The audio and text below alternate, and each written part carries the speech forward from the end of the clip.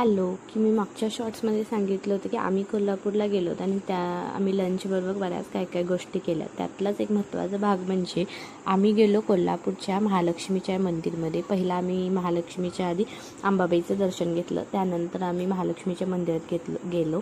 त्याआधी तिथे देवीसाठी काही कमळाची फुले आणि सोनटक्क्याचं फूल घेतलं, जे की मी पहिल्यांदा पाहिलं होतं. इथं देवीसाठी फुलं घेऊन आम्ही निघालो आणि आज आम्हाला रांगेत उभारायला लागणार नव्हतं कारण गर्दी फारच कमी होती. हा आहे मंदिरातील आतील परिसर.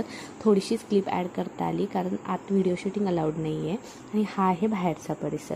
त्यानंतर गेलो आम्ही भांड्यांच्या होलसेल दुकानमध्ये, कारण आम्हाला भांडी घ्यायची होती आणि थोडीशी शॉपिंग पण होती.